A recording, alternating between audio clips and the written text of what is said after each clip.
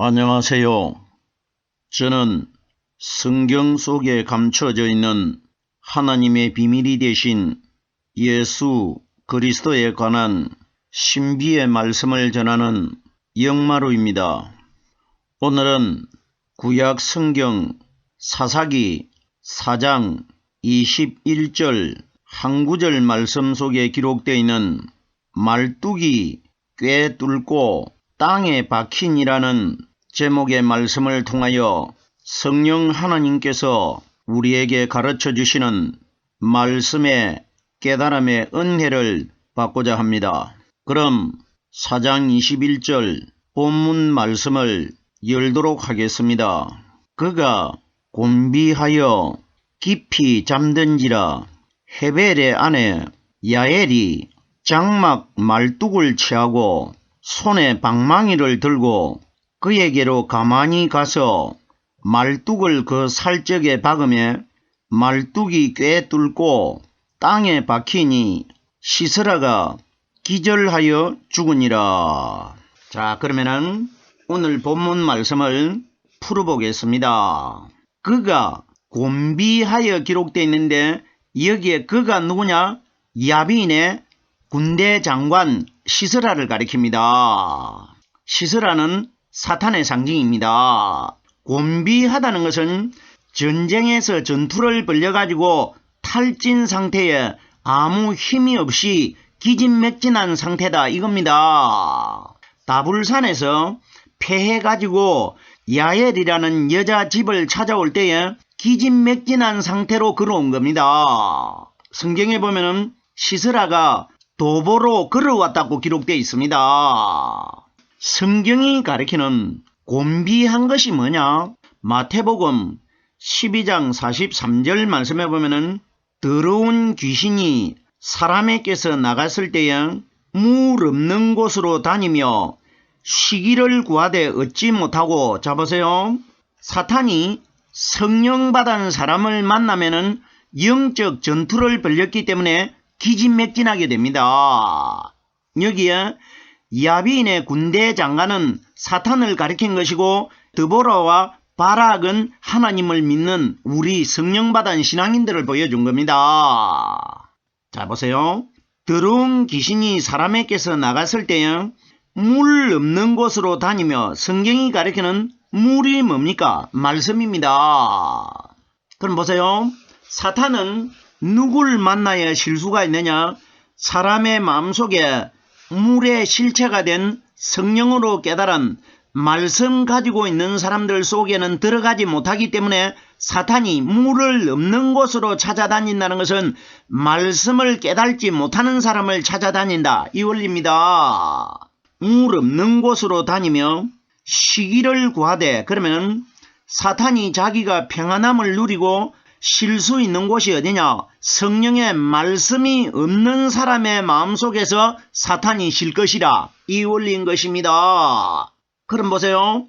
여기에 시스라 장군이 곤비하다는 건 뭡니까? 영적 전투를 벌였기 때문에 사탄이 지쳐있는 겁니다. 이것이 사탄이 지금 쉴 곳을 찾아온 것 아닙니까? 쉴 곳을 찾아왔는데 누굴 찾아왔느냐? 성령 받은 사람에게 찾아와가지고 거기서 당하지 않습니까?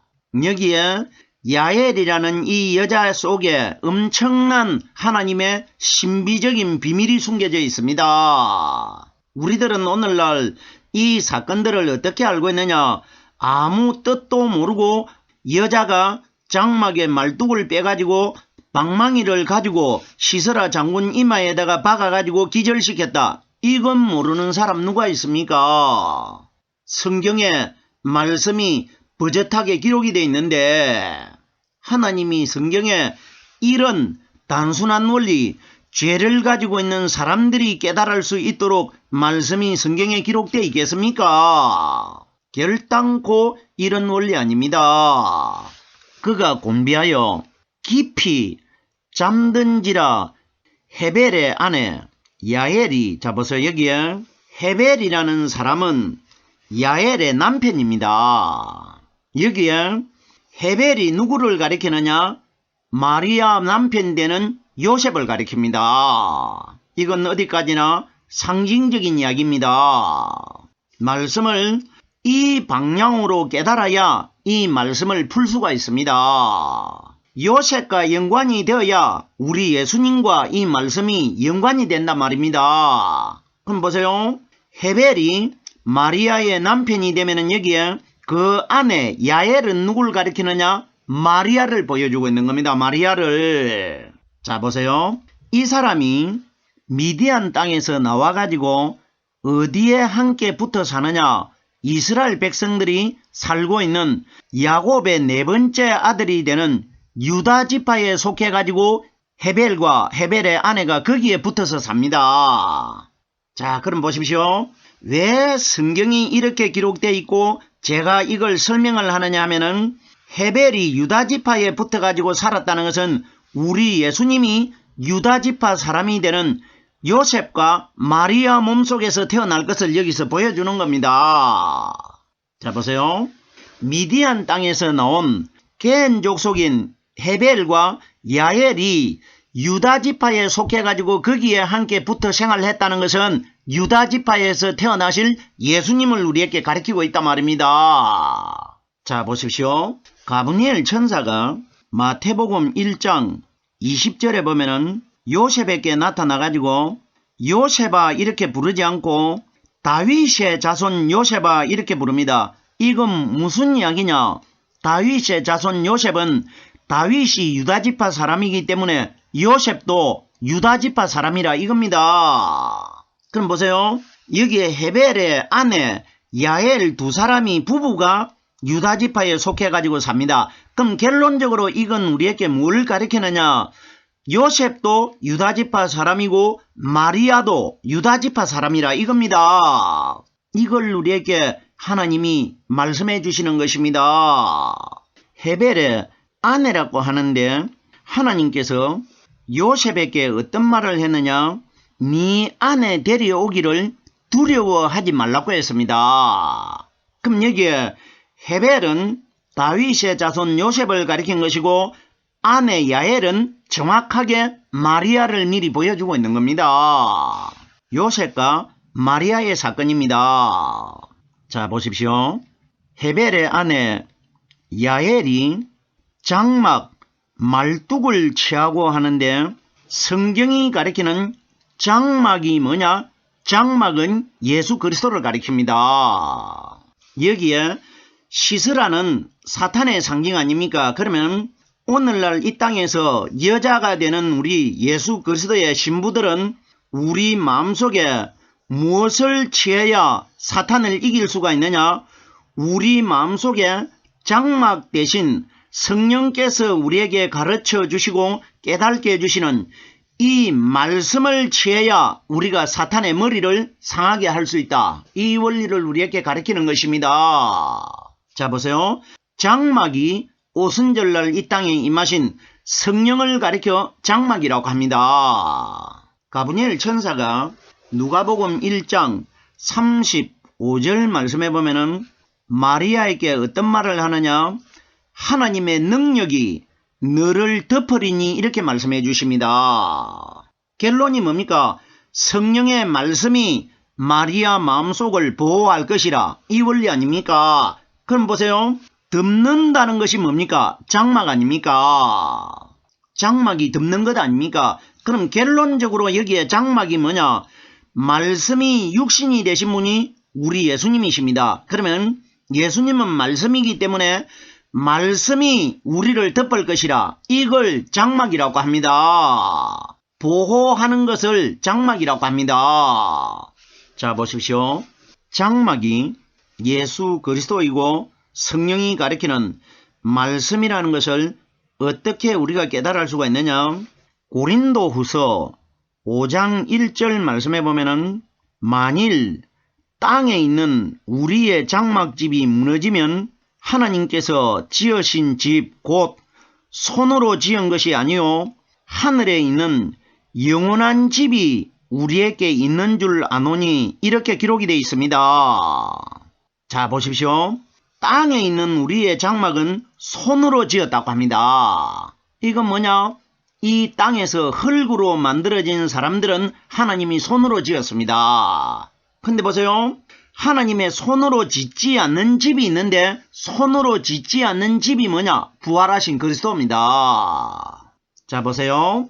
아담을 창조하실 때는 하나님이 에덴 동산에 있는 진흙을 가지고 손으로 사람을 지으셨습니다. 지었는데 두 번째 무덤 속에서 성령 세례를 받고 부활하신 분은 하나님이 지은 것이 아니고 예수님이 혼자서 자기 능력으로 부활해서 살아났습니다. 이걸 하나님의 손으로 짓지 않는 집이라고 합니다. 그럼 보세요. 이 세상에서 하나님 손으로 짓지 않는 분은 예수 그리스도 한 분밖에 없습니다. 그러면 그 집이 하늘나라에 있다는 것은 무덤 속에서 하나님의 손으로 짓지 않는 성령받은 그리스도가 하늘나라에 들어가 가지고 있지 않습니까? 자, 그럼 보십시오. 이건 우리에게 뭘 가리키느냐? 마지막 심판날 흙으로 손으로 만들어 가지고 지은 사람들은 아무도 하늘나라에 못 들어가는 것이고, 이 땅에서 흙으로 손으로 만들지 않고 무덤 속에서 성령 세례를 받고 부활하신 성령께서 우리에게 가르쳐 주시는 이 말씀을 가진 자들이 마지막 날 하늘나라로 다 들어갈 것이라, 이걸 우리에게 보여주신 것입니다. 이것이 장막입니다. 자, 보십시오. 히브리서 9장 11절 말씀해 보면은 그리스도께서 더 크고 온전한 장막으로 말미암아 이렇게 기록되어 있습니다. 결론적으로 더 크고 온전한 장막이 뭡니까?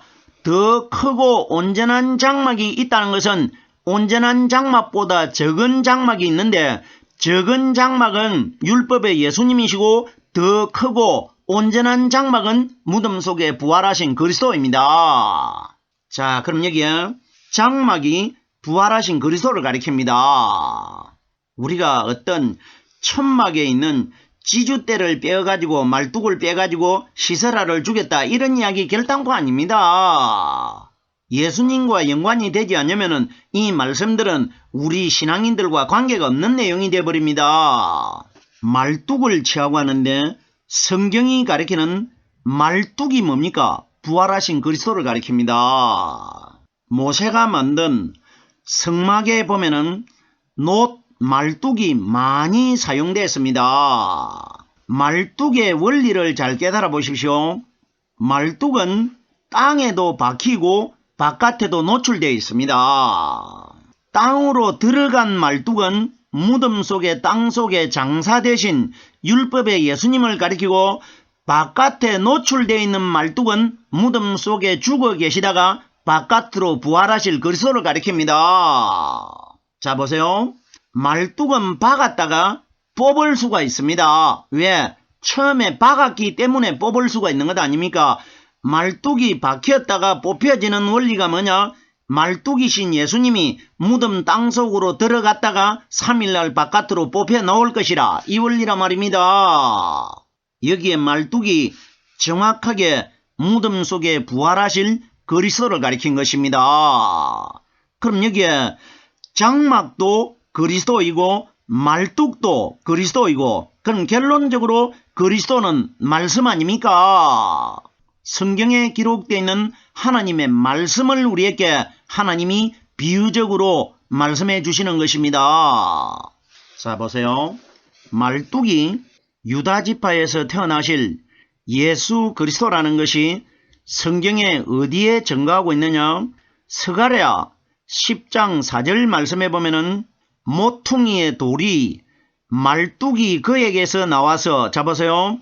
모퉁이의 돌도 무덤 속에 부활하신 그리스도를 가리켰고 말뚝도 부활하신 그리스도입니다. 그럼 보세요. 그에게서 나와서 하는데 그가 누구냐? 유다지파에서 모퉁이의 돌과 말뚝이 태어난다고 기록이 되어 있습니다. 그럼 여기에 헤벨의 아내 야엘이 장막에 말뚝을 취하고 하는 것은, 취한다는 것이 뭡니까? 우리 마음속에 성령으로 깨달은 말씀, 유다지파에 속한 예수 그리스도의 말씀을 가져야 시스라의 실체가 되는 사탄의 머리를 깨뜨릴 수 있다. 이 원리인 것입니다. 갈라디아서 6장 2절 말씀에 보면은 그리스도의 법을 성취하라. 말씀을 가지라는 뜻 아닙니까? 이것이 장막의 말뚝을 취한 것입니다. 계속해서 보십시오.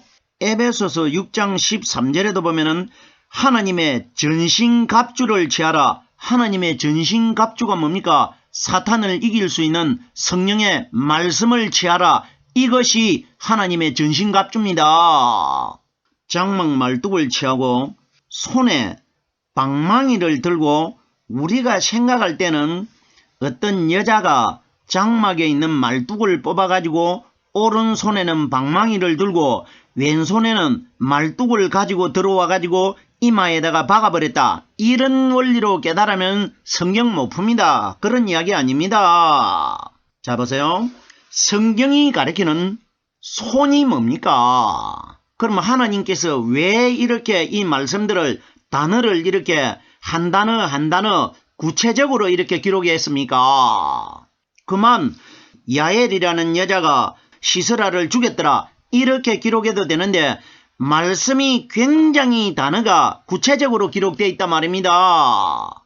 성경이 가리키는 손이 뭡니까? 사람의 마음을 손이라고 합니다. 우리가 말을 하지 못하는 사람들을 보십시오. 마음에 있는 자기 생각을 표현할 때 손을 가지고 표현을 합니다. 성경이 가리키는 손은 사람의 마음입니다. 자 보세요. 손에 방망이를 들고 하는데 이 방망이가 뭐냐? 예수 그리스도를 가리킵니다. 방망이는 뭉치나 똑같은 내용입니다. 자 보십시오. 예수님을 가리켜 지팡이와 막대기라고 합니다. 그럼 여기에 결론적으로 짧은 지팡이를 방망이가 되는 것 아닙니까? 몽둥이가 방망이가 되는 것 아닙니까? 그럼 보십시오. 사탄을 이길 수 있는 우리의 지팡이와 막대기, 방망이가 누구냐? 오순절날 이 땅에 임하신 성령께서 우리에게 가르쳐 주시고 깨닫게 해주시는 이 말씀이 방망이라는 것입니다. 정확하게 이 원리를 가리킵니다. 자 보세요. 사사기 5장 26절에는 보면은 야엘이라는 여자가 오른손에 장인의 방망이를 들고 이렇게 기록되어 있습니다. 성경이 가리키는 오른쪽이 어디입니까? 오른쪽은 부활하신 그리스도입니다. 왼쪽은 율법의 예수를 가리키고 오른쪽은 부활하신 그리스도를 가리킵니다. 마태복음 25장 32절 이후의 말씀에 보면은 마지막 심판날 심판주께서 이 땅에 오셔가지고 양과 염소를 분별하듯이 양은 그 오른편에 염소는 왼편에 둔다고 기록이 되어 있습니다. 그럼 오른편에 있는 양들은 천국 가는 성령받은 신앙인들 아닙니까?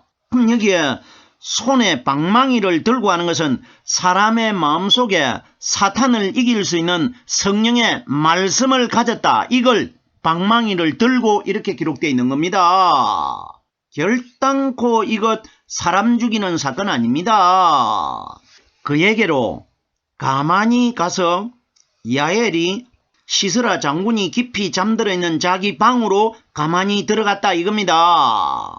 말뚝을 그 살적에 박으며 하는데 여기에 말뚝이 그리스도의 말씀 아닙니까? 말씀을 그 살적에 박았다는 건 뭡니까? 사람의 마음속에 성령으로 깨달은 말뚝에 말씀이 들어오면은 사탄이 머리가 상해가지고 바깥으로 쫓겨나갈 것이라 이 원리란 말입니다. 보세요.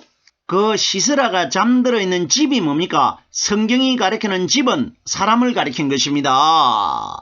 고린도전서 3장 9절에 너희는 하나님의 집이니. 그럼 보십시오. 집안에 말뚝을 가지고 여자가 가지고 들어온 것이 뭐냐? 이 말뚝이 바로 마리아 몸속에서 태어나실 예수 그리스도 아닙니까? 그러면 말씀이 시스라의 몸에 박혔다는 것은 사람의 마음속에 사탄이 들어있는데 말뚝 대신 성령의 말씀이 들어오실 때에 사탄이 머리를 상하고 바깥으로 쫓겨나갈 것이라 이 원리인 것입니다. 말뚝을 그 살적에 박으며 하는데 박는다는 것은 사람의 마음속에 말씀이 들어올 것이라 이 원리입니다. 말뚝이 꿰뚫고 땅에 박히니 이건 여자의 후손이 뱀의 머리를 상하게 할 것이라. 마리아 몸속에서 태어나신 분이 여자의 후손 아닙니까? 여자의 후손이 뱀의 머리를 상하게 할 것이라. 창세기 3장 15절에 기록되어 있는 그 말씀이 여기에 헤벨의 아내 야엘을 통해서 이루어지는 것입니다. 하나님이 중간에 예수님이 오셨을 때 어떤 일이 일어날 것이라는 것을 야엘을 통해서 한 번 더 보여주고 있는 겁니다. 시스라가 기절하여 죽으니라. 시스라가 기절하여 죽었다는 것은 사탄이 사람의 마음속에서 쫓겨나가는 것을 가리킵니다. 이걸 죽는 것이라고 합니다. 이걸 기절이라고 합니다. 여기에 등장한 야엘이 마리아라는 것을 어떻게 알 수가 있느냐 하면은 사사기 5장 24절 말씀에 보면은 야엘은 다른 여인보다 복을 받을 것이니라 이렇게 기록이 되어 있습니다. 야엘이 시스라라는 장군을 머리에 말뚝을 박아가지고 죽였는데 하나님께서 다른 여인들보다 복을 받을 것이라고 기록이 되어 있습니다. 그럼 제가 여기에 등장한 야엘이 신약의 마리아라고 상징적으로 말씀을 드렸습니다. 이 야엘이 복받는 여자라고 말한 것처럼 신약에 보면은 누가복음 1장 42절에 보면은 마리아가 예수님을 잉태해가지고 산중에 있는 엘리사벳을 찾아갔을 때 엘리사벳이 마리아를 만나자마자 어떤 말을 하느냐? 여자 중에 네가 복이 있으며 이렇게 말해줍니다. 그럼 정확하게 여기에 유다지파에 함께 속해가지고 살았던 이 야엘은 정확하게 신약의 예수님의 모친이 되는 율법의 마리아라는 것입니다. 이걸 우리에게 하나님이 말씀해 주신 것입니다. 오늘은 구약 성경 사사기 4장 21절 한 구절 말씀을 깨달아 보았습니다. 오늘은 여기까지만 하겠습니다.